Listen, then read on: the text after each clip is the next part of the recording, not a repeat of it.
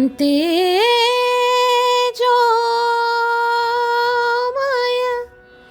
तेजोमय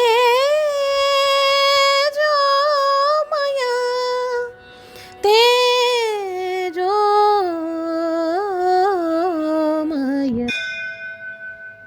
उकारत विष्णू मकार महेश जाणियेला ओंकार प्रधान रूप गणेशाचे ओंकार प्रधान रूप गणेशाचे। आज चतुर्थीच्या निमित्ताने आपण सगळे एकत्र आलो आहे।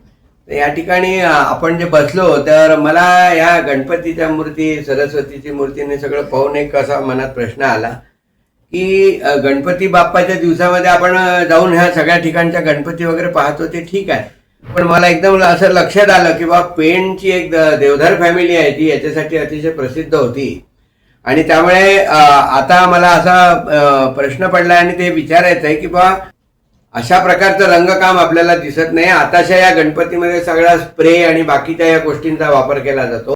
पूर्वी आम्ही गावात राहायचो, आमच्या घरी पण पेंटचे गणपती यायचे, पण हल्ली काय असं होतंय की कुठे पेंटचे गणपतीच बघायला मिळत नाहीत। रंगकाम वगैरे सगळं वेगळं दिसतंय, सगळीकडे झगमग झगमग झगमग दिसतंय। काय करायचं? ते गणपती वेगळे असायचे आणि आताचे गणपती सगळे सारखेच दिसतात। पूर्वी रंगकामात कलाकार जीव ओतून काम करायचे, आता तसं होत नाही, सगळे मूर्ती सारख्याच दिसतात।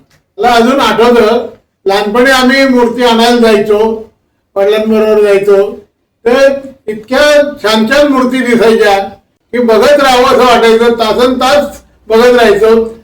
2 मिनिटाचं काम मला 2 तास सहज जायचे।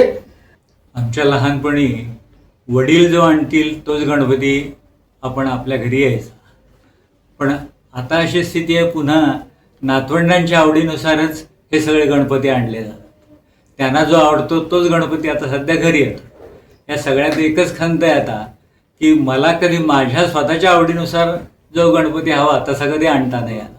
काकू, तुम्हाला माहितीये का, माझी एक मैत्रीण राहते लोकमान्य नगर मध्ये, स्मिता देशपांडे म्हणून, तिने परवा जाहिरात बघितली तेजोमय कला मंदिर। अच्छा, तिथे रंगकाम कसं करायचं गणपती बाप्पाला ते शिकवतायत, कार्यशाळा सुरू होती त्यांची।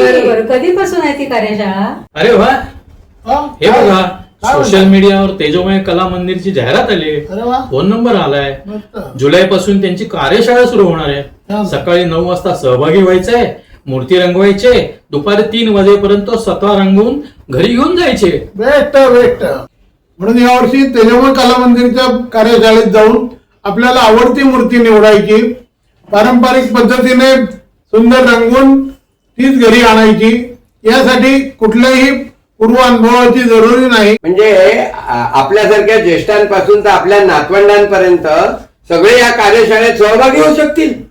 हो हो, तेजोमय कला मंदिरामध्ये गणपती रंगवण्याचे रंगकाम कुठल्याही वयोगटातील व्यक्ती नक्की करू शकते। म्हणूनच तेजोमय कला मंदिरची ही कल्पना मला खूप आवडली।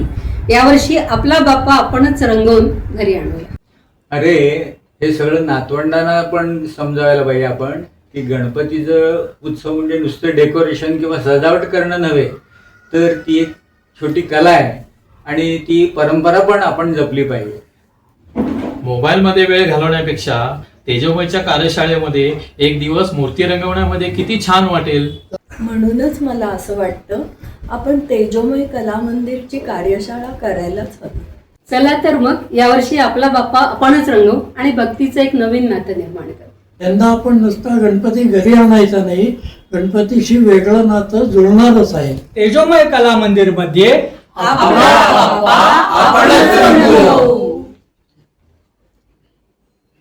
तेजोमय कला मंदिर मध्ये